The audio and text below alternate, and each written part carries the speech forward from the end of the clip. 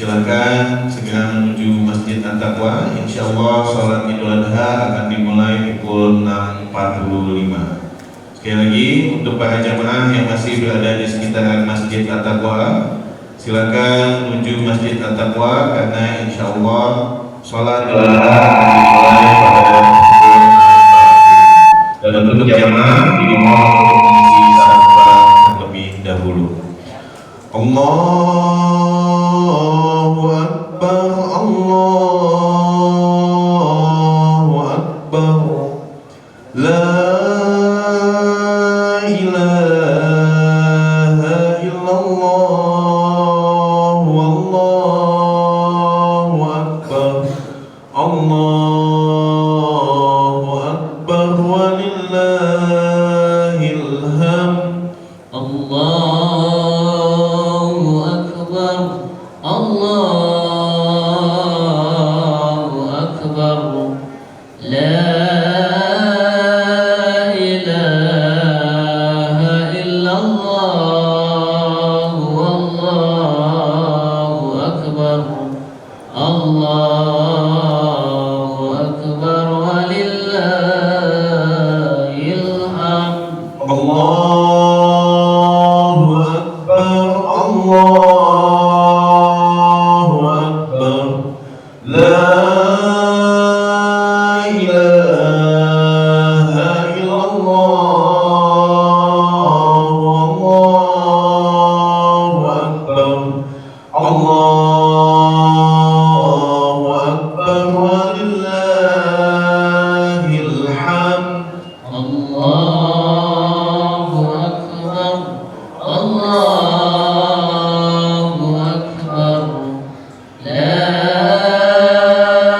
la ilaha illallah, wallahu akbar, Allahu akbar, walillahil hamd. Allahu akbar, Allahu akbar, la ilaha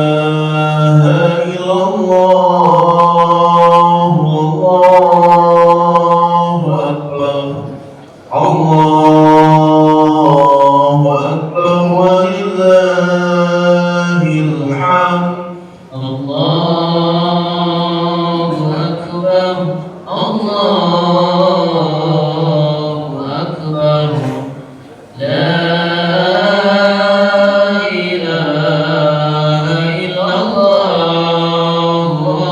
wallahu akbar, Allahu akbar, walillahil hamd. Allahu akbar, Allahu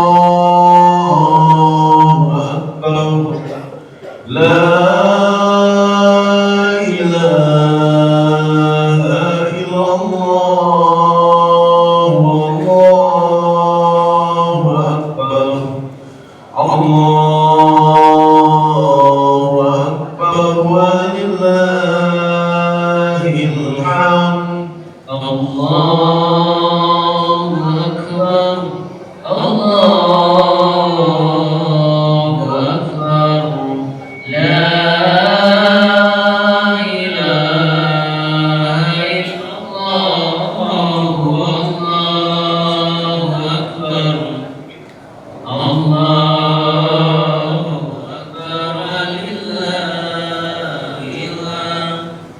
Allahu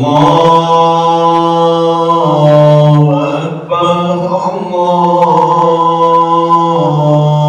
Akbar. La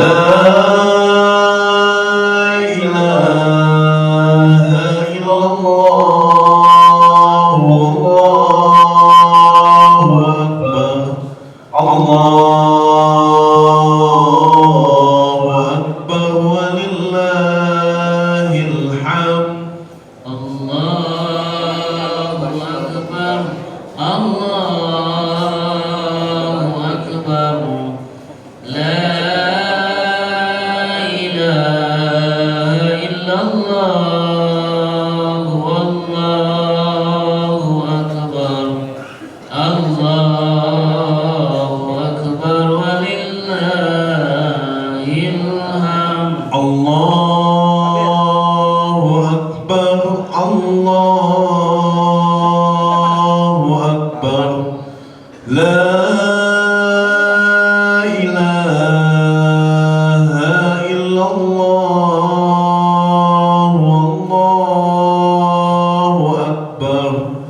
Allahu akbar, walillahil hamd. Allahu akbar, Allahu akbar. La ilaha illallah, wallahu akbar. Allahu akbar, walillahil hamd. Allahu akbar, Allahu akbar. La ilaha illallah, wallahu akbar. Allahu akbar, walillahil hamd. Allahu akbar, Allah. La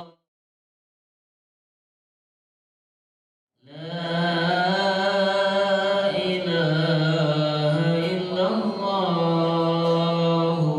wallahu akbar. Allahu akbar, walillahil hamd. Allahu akbar, Allahu akbar. La ilaha illallah, wallahu akbar. Allahu akbar, walillahil hamd. Allahu akbar, Allah akbar. La ilaha illallah, wallahu akbar. Allahu akbar, walillahil hamd. Allahu akbar, Allahu akbar. La ilaha illallah, wallahu akbar. Allahu akbar, walillahil hamd.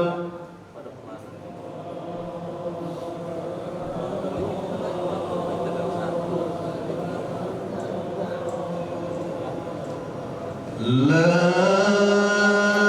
ilaha illallah, wallahu akbar. Allahu akbar, walillahil hamd. Assalamualaikum warahmatullahi wabarakatuh. Alhamdulillahirabbil alamin. Wa bihi nasta'in ala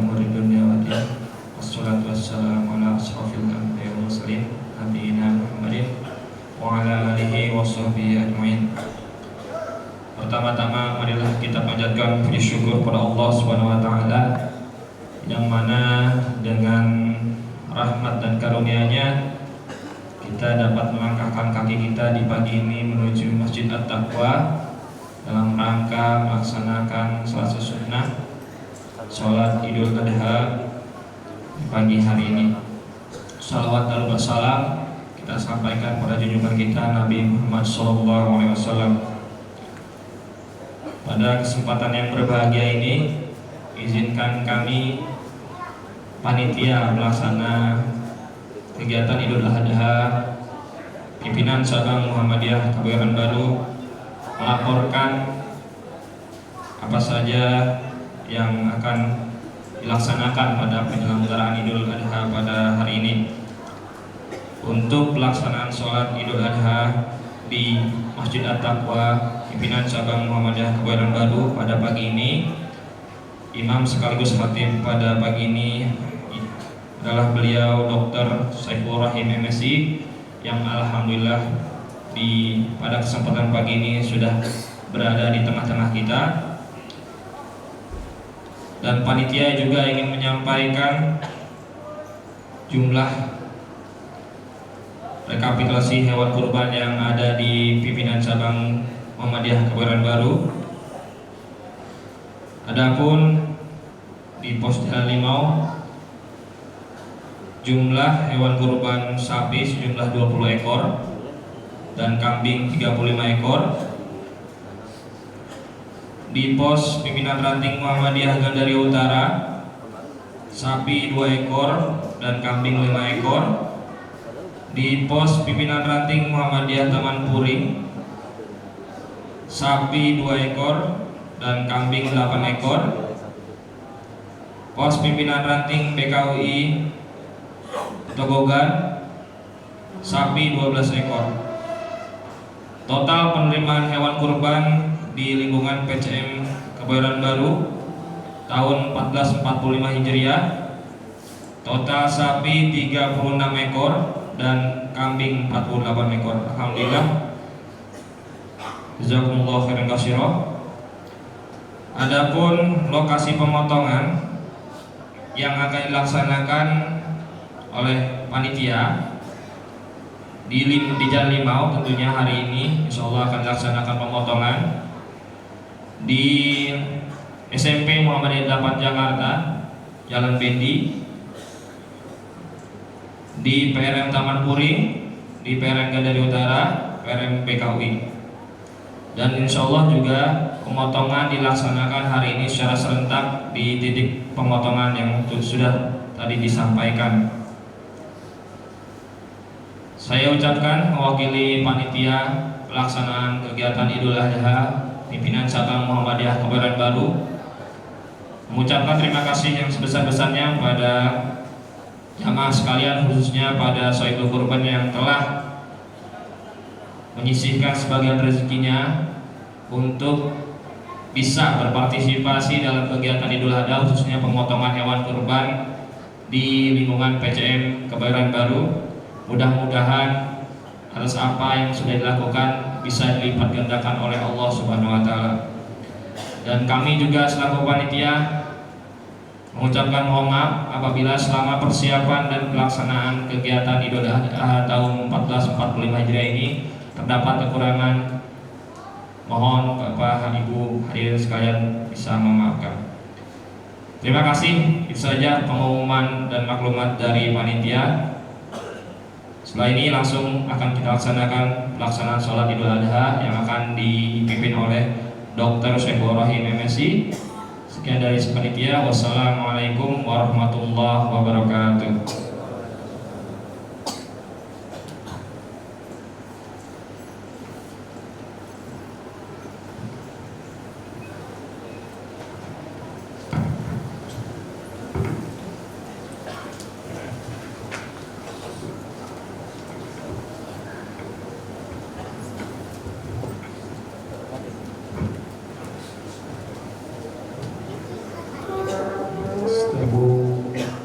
Istawu sufufakum fa inna tasbihas sufuf min tamamis shalah.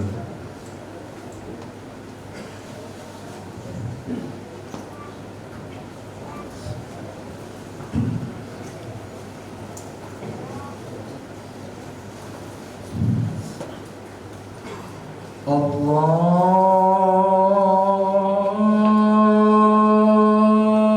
Akbar.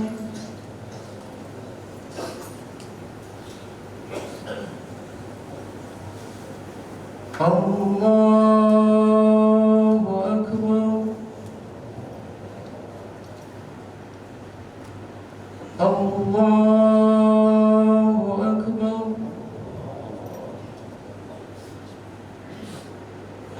Allahu Akbar.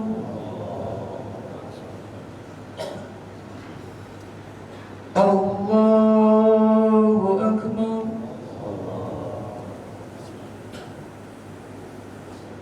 Allahu Akbar.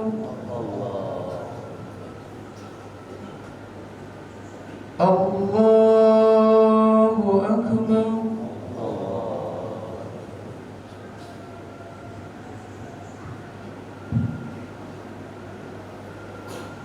Bismillahirrahmanirrahim. Alhamdulillahi Rabbil Alamin. Ar-Rahmanir Rahim. Maliki Yawmiddin. Iyyaka na'budu wa iyyaka nasta'in. Ihdinas siratal mustaqim. Siratal ladzina an'amta 'alaihim ghairil maghdubi 'alaihim waladdallin.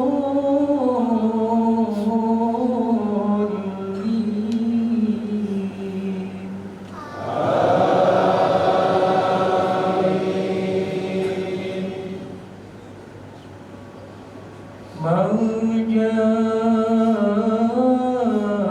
bil hasanati falahu 'ashru amthaliha wa man jaa'a bis sayyi'ati fala yujzaa illa mithlaha wa hum la yuzlamun.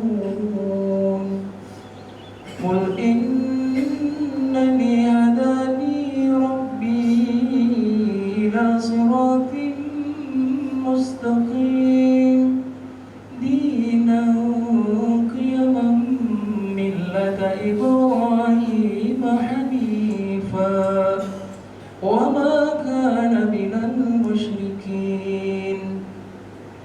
Qul inna salati wa nusuki wa mahyaya wa mamati lillahi rabbil alamin. La syarika lahu wa bidzalika umirtu wa ana awwalul muslimin.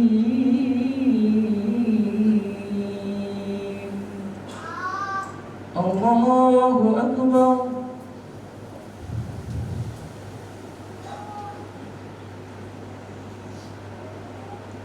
Sami'allahu liman hamidah.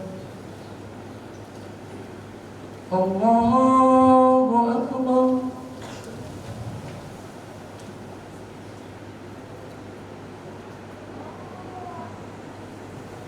Allahu Akbar.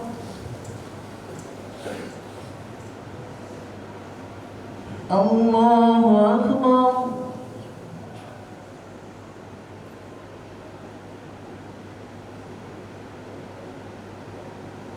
Allahu Akbar. Allahu Akbar.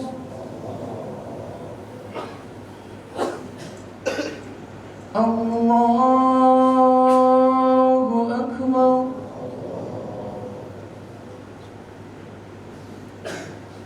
Allahu Akbar. Allahu Akbar. Allahu Akbar. Bismillahirrahmanirrahim.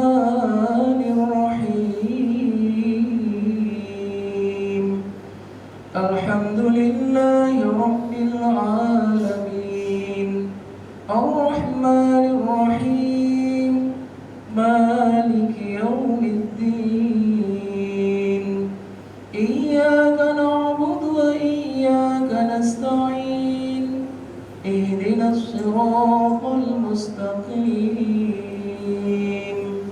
صراط الذين أنعمت عليهم غير المغضوب عليهم ولا الضالين.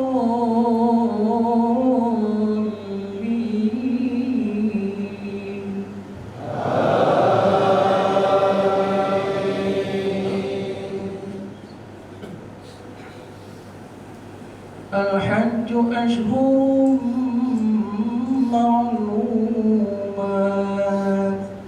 فمن فرض فيهن الحج فلا رفث ولا فسوق ولا جدال في الحج وما تفعلوا من خير يعلمه الله وتزودوا فإن خير الزاد التقوى واتقون يا أولي الألباب.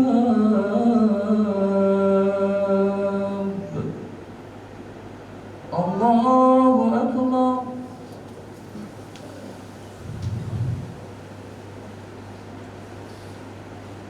سمع الله لمن حمده. الله أكبر.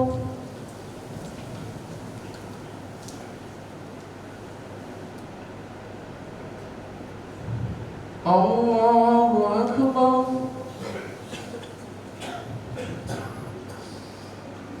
الله أكبر.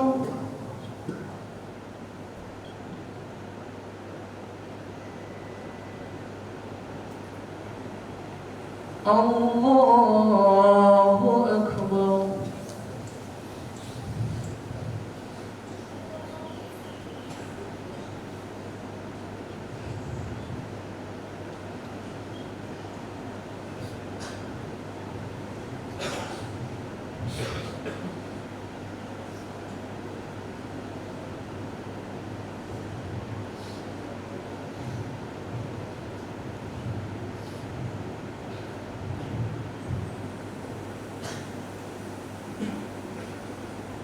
السلام عليكم ورحمة الله.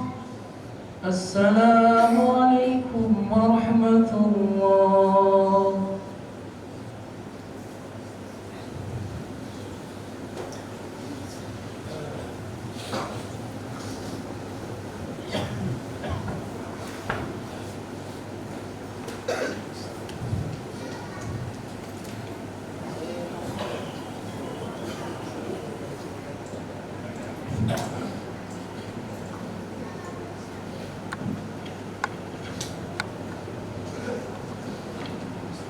Assalamualaikum warahmatullahi wabarakatuh. Allahu Akbar.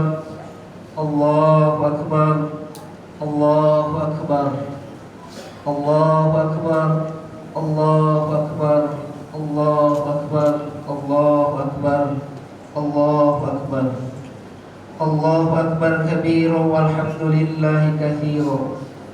Wa subhanallahi bukratan wa asila. La ilaha illallah wallahu akbar walillahil hamd. Alhamdulillahilladzi ja'ala lil muslimina 'idal fitri ba'da siyam wa ramadana wa 'idal adha ba'da yaumin arafah. Asyhadu an la ilaha illallah wa asyhadu anna Muhammadan abduhu wa rasuluhu. لا شريك له له الملك العظيم الأكبر وأشهد أن سيدنا محمدا عبده ورسوله. اللهم صل على نبينا محمد وعلى آله وأصحابه الذي أذهب عنهم الرجس والطهر. أما بعد فيا عباد الله اتقوا الله حق تقاته ولا تموتن إلا وأنتم مسلمون. Hadirin jamaah Idul Adha yang dimuliakan oleh Allah Subhanahu wa taala.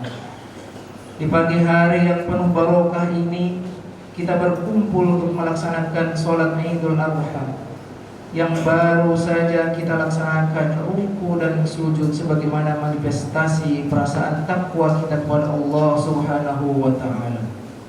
Kita agungkan namanya, kita gemakan takbir dan tahmid sebagai pernyataan dan pengakuan atas keagungan Allah. Takbir yang kita ucapkan bukanlah sekedar gerak bibir tanpa arti, tetapi merupakan pengakuan dalam hati, menyentuh dan menggetarkan relung-relung jiwa manusia yang beriman. Allah Maha Besar, Allah Maha Agung, tiada yang patut disembah kecuali Allah.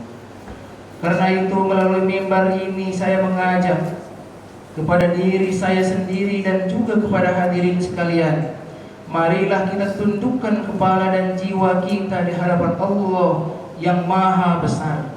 Campakkan jauh-jauh sifat keangkuhan dan kecongkakan yang dapat menjauhkan kita dari rahmat Allah Subhanahu wa taala. Sebab apapun kebesaran yang kita sandang kecil di hadapan Allah. Betapapun perkasa kita masih lemah di hadapan Allah yang Maha Kuat.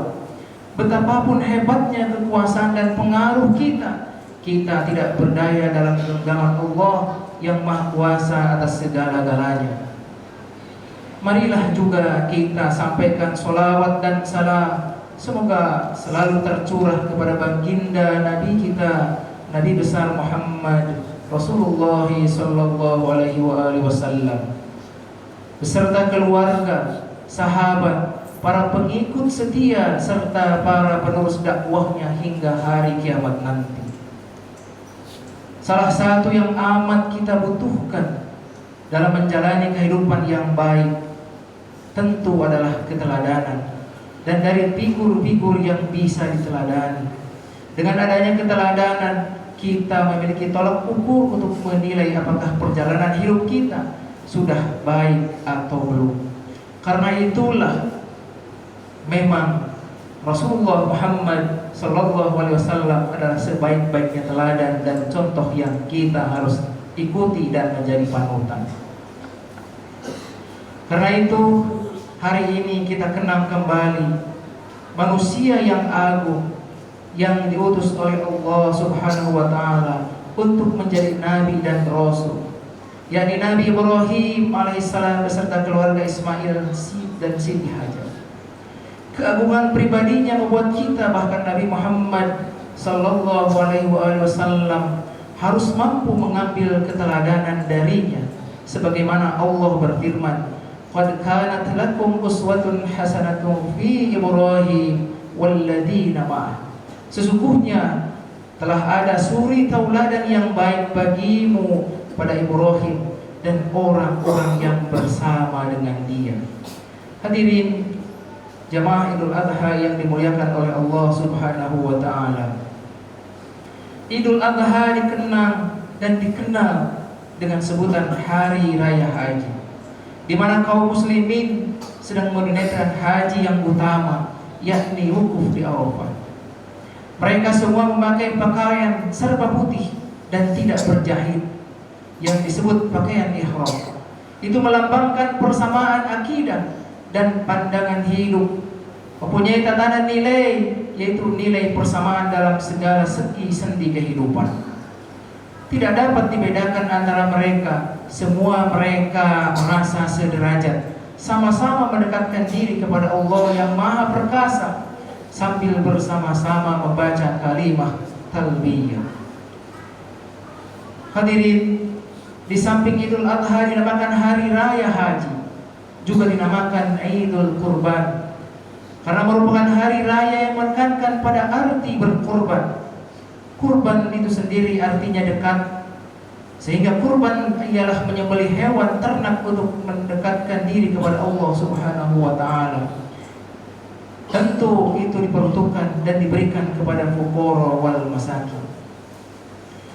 Dari sekian banyak hal yang harus kita teladani dari Nabi Ibrahim dan orang-orang yang bersama dia serta mengambil hikmah dari pelajaran ibadah haji yang sedang berlangsung di tanah suci. Dalam kesempatan khutbah ini, khatib ingin menyampaikan setidaknya ada 4 hikmah yang menjadi isyarat bagi kaum muslimin untuk mewujudkan dalam kehidupan ini.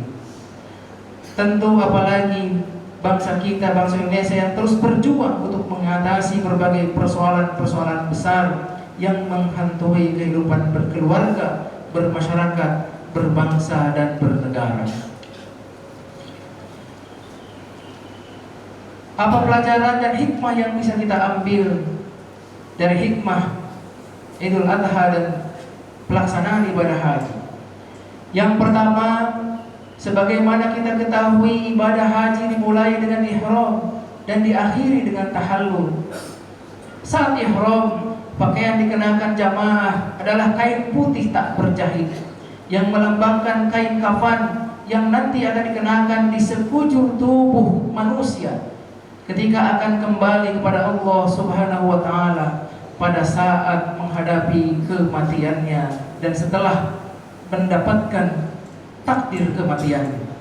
Pakaian ihram yang putih-putih itu juga melambangkan tidak hanya melambangkan kesucian, tapi tidak adanya perbedaan di mata Allah di antara sesama manusia.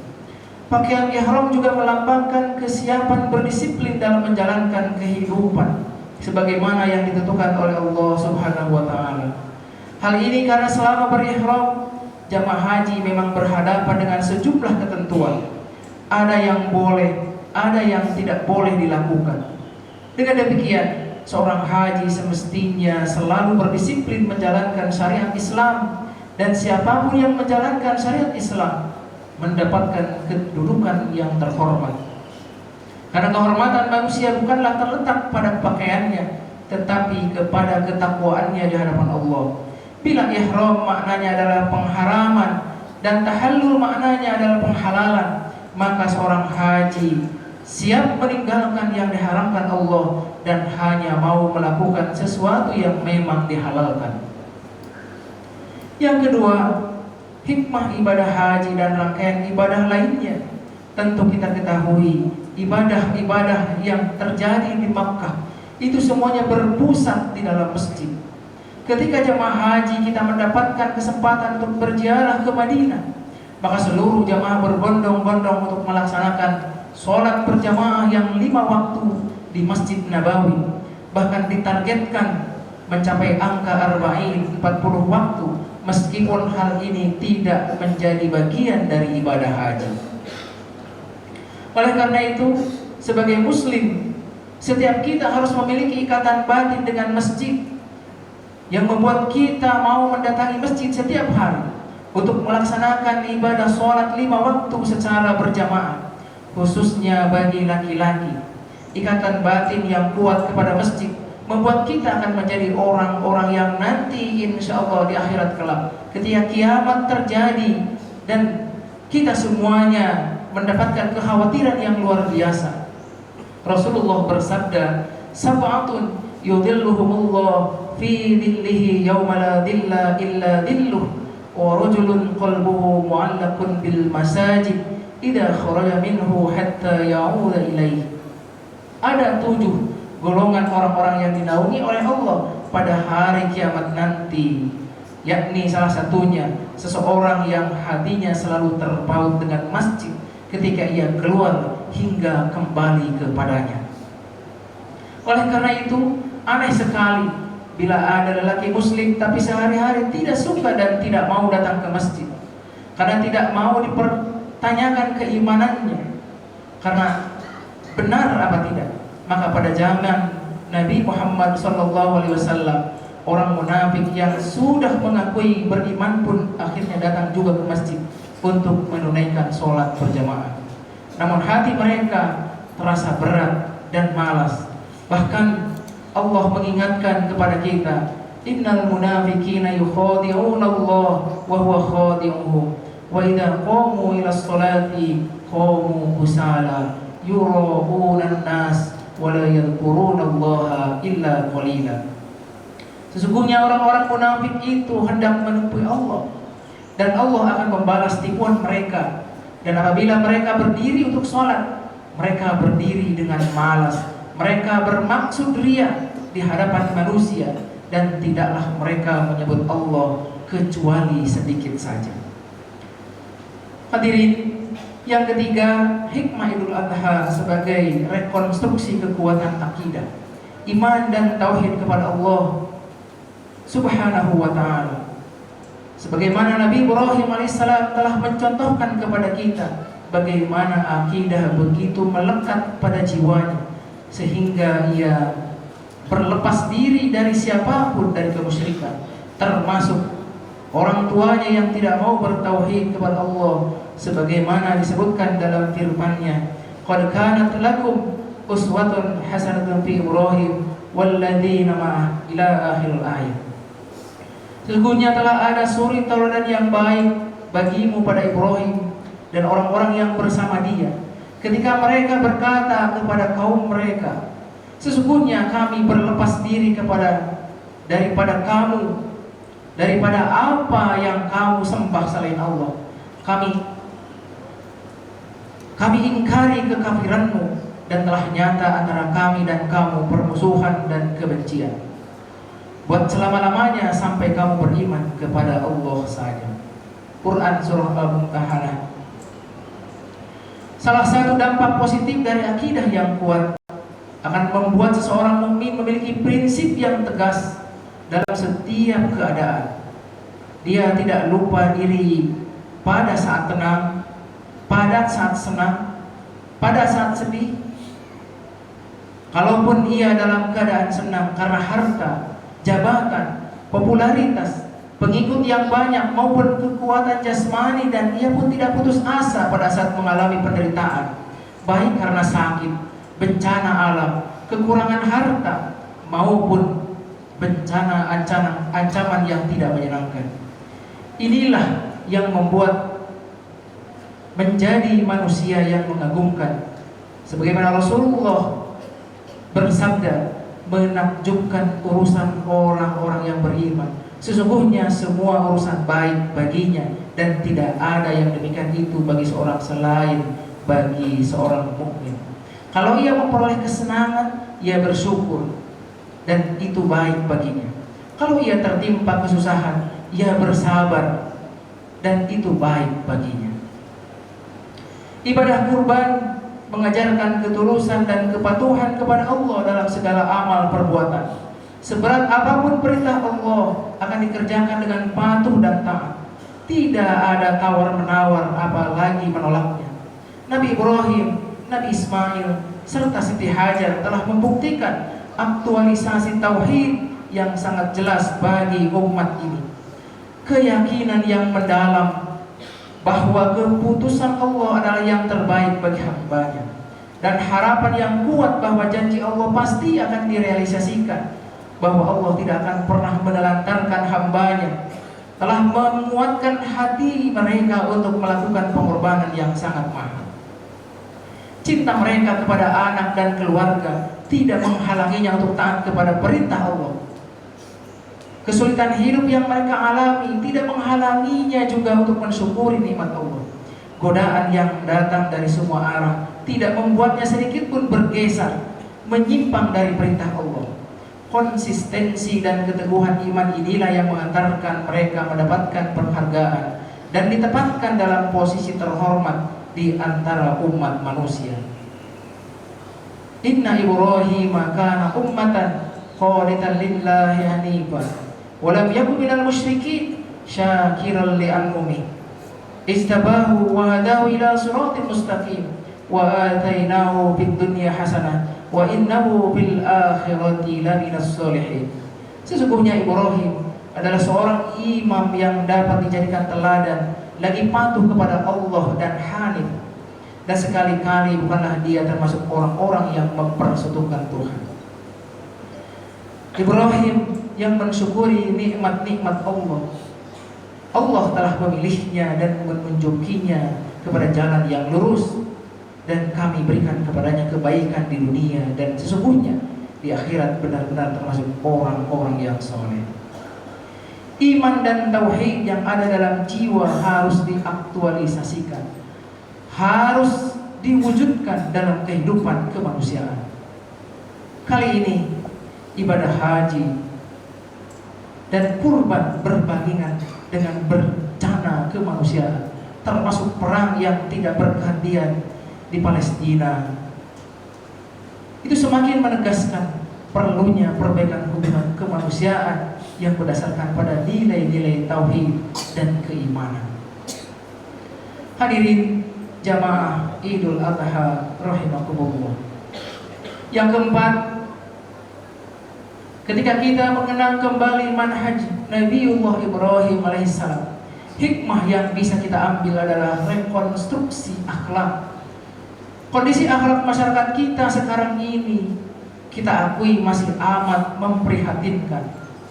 Bila kita terus ini berlangsung cepat atau lambat, yang lemah dan hancur bukanlah hanya diri dan keluarga, tapi juga umat dan bangsa. Seorang ulama Mesir yang bernama Syaukibi mengatakan, innamal umamul akhlaq ma baqiyat wa in humu dhahabat aqlaquhum dhahabu.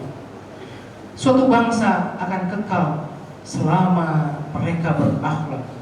Bila akhlak lenyap, maka lenyaplah juga bangsa itu. Karena itu, melanjutkan visi Nabi Muhammad SAW memperbaiki akhlak menjadi sesuatu yang amat penting.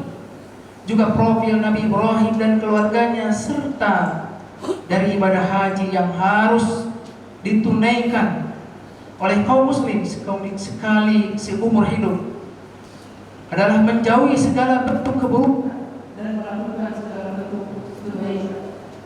Tentu kesimpulan ini kita ambil dari larangan melakukan keburukan bagi orang lain. Allah Subhanahu wa taala berfirman, al-hajju ashhurun ma'lumat faman farada fihi al-hajja fala rafata wala fusuqa wala jidala fil hajj wa ma taqalu min khairin ya'lamuhu wa tazawwadu fa inna khairaz zadi taqwa wattaquni ya ulil albab. Musim haji adalah beberapa bulan yang dimaklumi.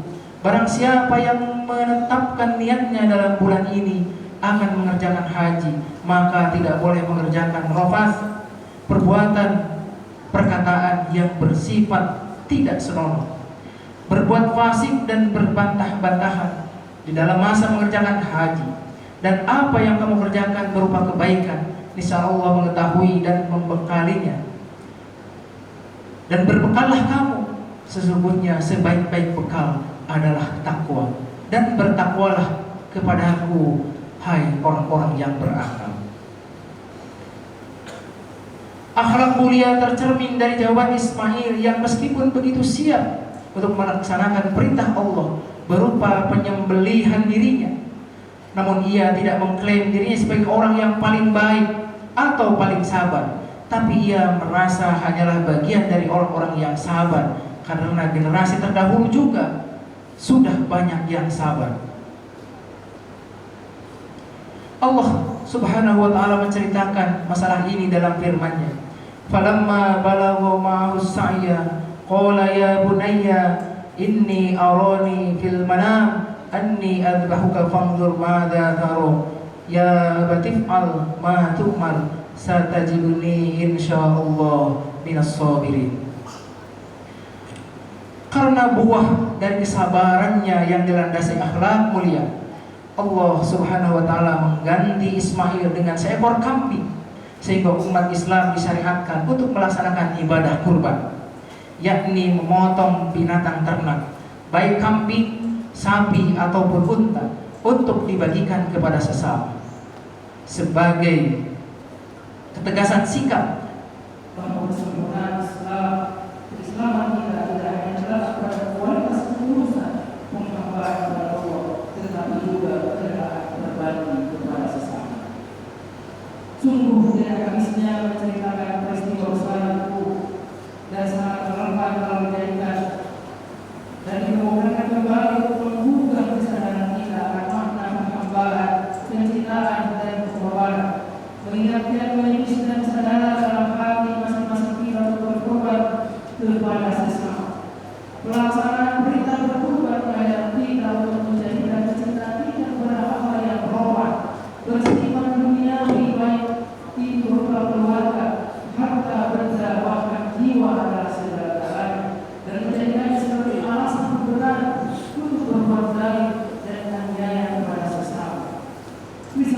Tuhan dalam penegasan bahwa perbuatan orang lain dan atas nama baru tidak dapat dibenarkan dan tidak boleh terjadi. Risalah Tuhan dalam perintah untuk memakai sifat-sifat kebenaran pada diri manusia. Sungguh Allah membukakan kita, kami saudara kita, kami para pemimpin kita untuk meresapi makna tujuan dan pengorbanan untuk menciptakan kesejahteraan bagi sesama. Sehingga kita memiliki negeri yang adil dalam kemakmuran dan makmur dalam keadilan dapat tercapai. Pengorbanan demi pengorbanan yang menunjukkan Nabi Ibrahim beserta bagai dalam teladan paripurna atas tumbuhnya urusan tak berhenti seolah berbagai masyarakat akan kemampuasaan progresif dan menjadi titian sejarah yang tak pernah lekang oleh zaman tercatat dengan pena emas dalam lembar sejarah kehidupan manusia. Jamaah hadirin salat berbahagia yang dimuliakan oleh Allah Subhanahu wa taala. Idul Adha yang kita peringati saat ini dimaknai juga Idul Adha. Artinya hari cara memotong kurban binatang ternak. Sejarahnya adalah bermula dari ujian paling berat yang menimpa Nabi Ibrahim. Disebabkan kesabaran dan ketebaran Ibrahim yang menghadapi berbagai ujian dan cobaan, Allah memberinya anugerah sebagai penghormatan. Khalilullah, kekasih Allah. Setelah kita al-Khalil, disangkanya mereka bertanya kepada Allah, ya Tuhanku, mengapa kau menjadikan Ibrahim sebagai kekasihmu? Padahal dia disibukkan oleh urusan kekayaan dan keluarga. Allah berfirman, jangan memberi hamba Ibrahim dengan ukuran yang terakhir yang oleh malaikat. Tengoklah isi hatinya dan amal baktinya. Kemudian Allah mengizinkan para malaikat menguji keimanan serta ketakwaan Nabi Ibrahim. Yang ternyata kekayaan keluarga tidak membuatnya lalai dalam taatnya kepada Allah. Dalam kitab Syiar Al-Anwar disebutkan kalau Nabi Ibrahim memiliki kekayaan 1000 ekor domba, 300 lembu dan 100 ekor onta. Riwayat lain mengatakan kekayaan Nabi Ibrahim mencapai 12.000 ekor onta. Suatu jumlah yang orang zamannya adalah tergolong tinggi. Ketika pada suatu hari orang bertanya kepada seseorang, milik siapa tanah ini wahai Ibrahim? Maka dijawab, kepunyaan Allah, tapi ini masih milikku. Suatu waktu bila Allah menghendaki, aku serahkan semuanya, jangankan cuma ternak. Bila Allah meminta anak kesayanganku Ismail, niscaya akan aku serahkan. Itu berarti dalam tafsir Al-Qur'an mengungkapkan bahwa pernyataan Nabi Ibrahim itu yang kemudian dijadikan bahan ujian. Jadi Allah menguji iman dan takwa Nabi Ibrahim bermimpinya yang hak agar dia mengorbankan putranya yang malah masih berumur dan berusia 7 tahun. Anak yang elok rupawan, sehat lagi sekarang. Supaya mengorbankan diri sendiri dengan menggunakan tangannya sendiri. Sesungguhnya sangat peristiwa itu dinyatakan dalam Al-Quran surah As-Saffat. Qala ya bunayya inni ara fil manam anni adbahuka fanzur madza tara. Qala ya abati fa'tu'ma satajiduni insyaallah minas sabirin. Ibrahim berkata, hai anakku, sesungguhnya aku melihat dalam mimpi bahwa aku menyembelih. Maka pikirkanlah apa pendapatmu. Lalu Ismail menjawab, wahai ayahku, kerjakanlah apa yang diperintahkan kepadamu, insya Allah engkau akan mendapatiku termasuk orang-orang yang sabar.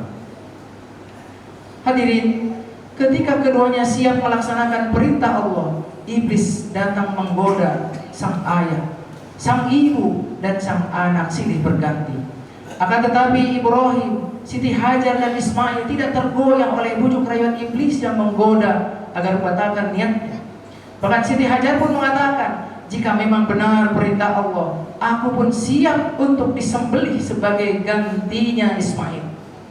Mereka melempar iblis dengan batu, mengusirnya pergi dan iblis pun lari tunggang langgang. Dan ini kemudian menjadi salah satu rangkaian ibadah haji, yakni melempar Jumratul Ula, Wusta dan Aqabah yang dilaksanakan di Mina. Jemaah Idul Adha yang dimuliakan oleh Allah Subhanahu wa taala. Kisah setelah sampai di suatu tempat dalam keadaan tenang, Ismail berkata kepada ayahnya ketika ayahnya hendak bersiap-siap untuk menyembelihnya, "Ayah, ku berharap kaki dan tanganku diikat supaya aku tidak dapat bergerak leluasa, sehingga nanti akan menyusahkan ayah. Ayah, hadapkan mataku ke tanah supaya tidak melihatnya, sebab kalau ayah melihat nanti akan merasa kasihan.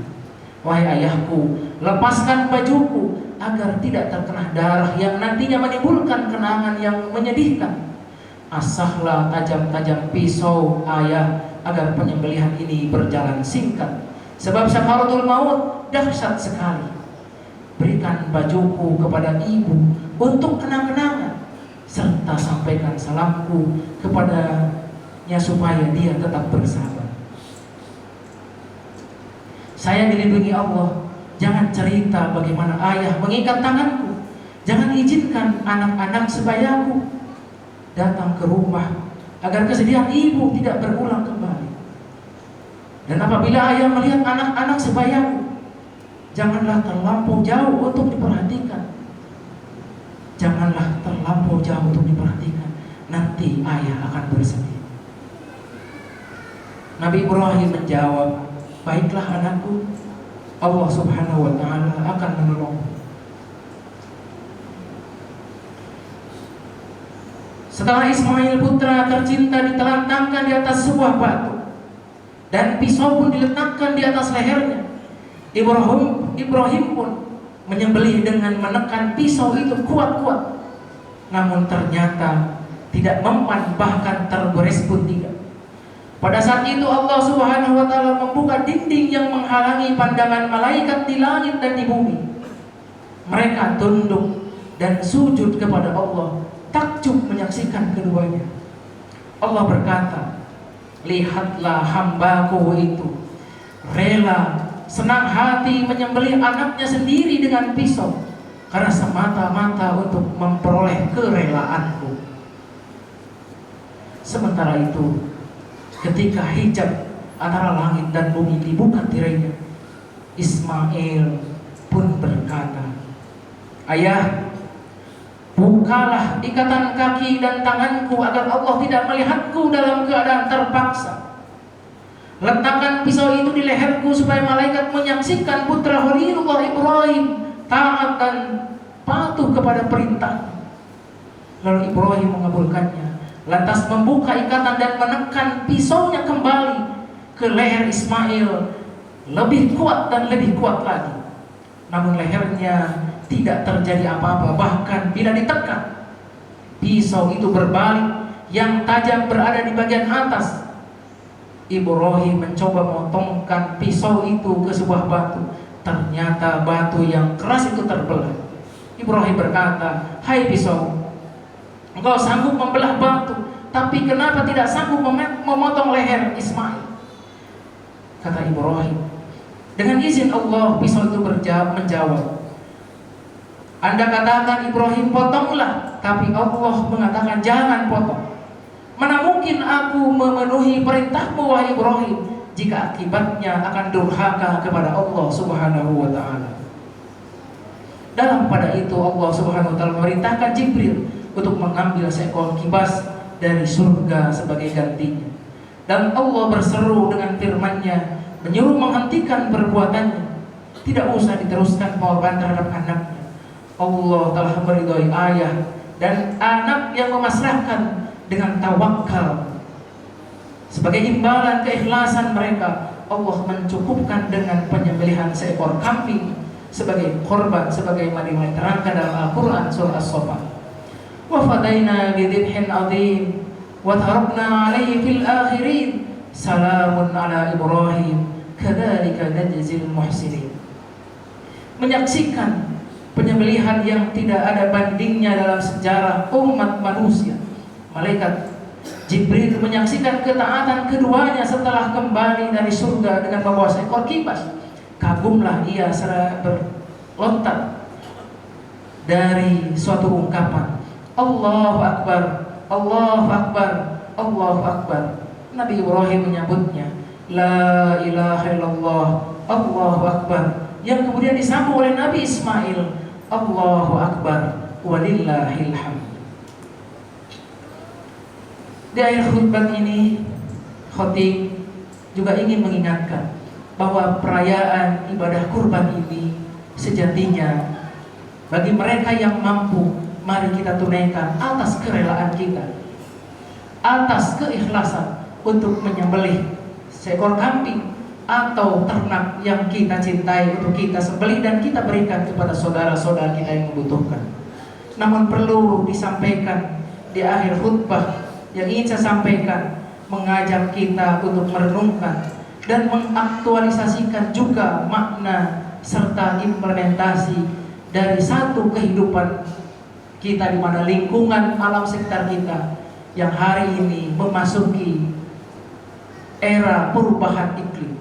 Dan tentu kita semuanya juga harus berupaya untuk melakukan upaya-upaya pelaksanaan implementasi dari pelaksanaan Green Kurban. Sebagai umat Islam, kita tentu tidak asing dengan kurban setiap Idul Adha ini yang merupakan wujud ketaatan kepada Allah. Namun juga di era modern ini kita perlu memperhatikan dampak lingkungan dari pelaksanaan ibadah kurban kita ini, karena sifatnya serentak dan sifatnya masif. Tentu konsep Green Kurban dimaknai sebagai konsep yang mengintegrasikan nilai-nilai keberlanjutan dan kepedulian terhadap lingkungan dalam pelaksanaan ibadah kurban ini. Tujuannya dalam rangka untuk meminimalkan dampak negatif terhadap lingkungan dan meningkatkan kebermanfaat kurban bagi masyarakat. Adapun konsep implementasi Green Kurban, ada beberapa langkah yang kita lakukan. Pertama, dalam pemilihan hewan kurban, pilihlah hewan kurban yang sehat, yang sesuai dengan syariat Islam. Hewan yang sehat akan menghasilkan lebih sedikit limbah dan lebih banyak manfaat bagi penerima daging kurban. Yang kedua, pengolahan limbah kurban. Pastikan bahwa limbah hasil penyembelihan dikelola dengan baik. Limbah seperti darah dan kotoran hewan harus ditangani secara higienis agar tidak mencemari lingkungan kita.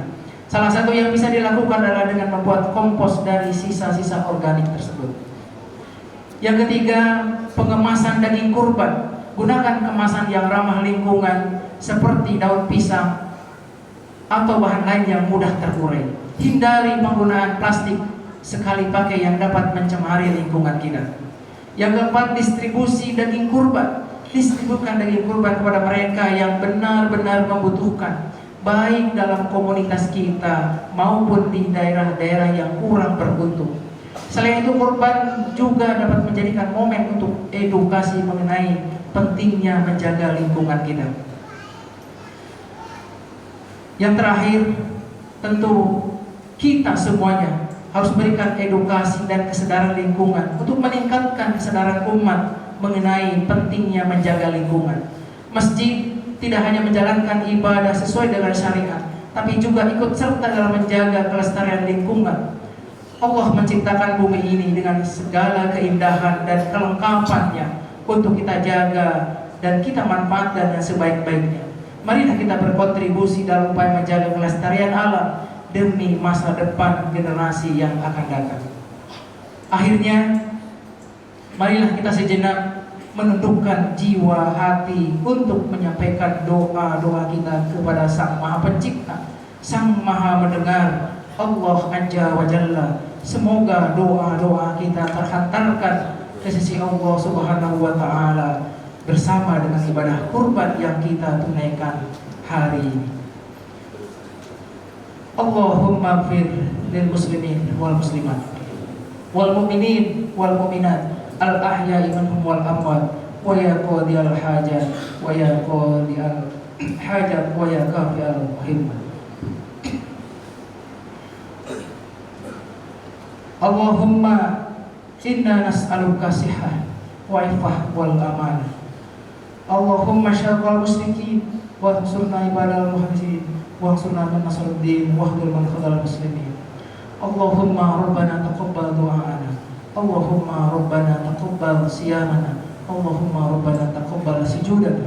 Allahumma rabbana taqabbal minna salatana wa siyamana wa ruku'ana wa sujudana. Rabbana innana sami'na munadiyan yunadi lil iman an aminu bi rabbikum fa amanu. Rabbana atina fid dunya hasanah wa fil akhirati hasanah wa qina adzabannar. Subhana rabbika rabbil izzati amma yasifun wa salamun alal mursalin walhamdulillahi rabbil alamin. Ibadallah, inna Allah ya'muru bil 'adli wal ihsan wa ita'i dzil qurba wa yanha 'anil fahsya'i wal munkari wal baghi ya'idukum la'allakum tadhakkarun. Fastaghfirullaha li wa lakum. Assalamualaikum warahmatullahi wabarakatuh.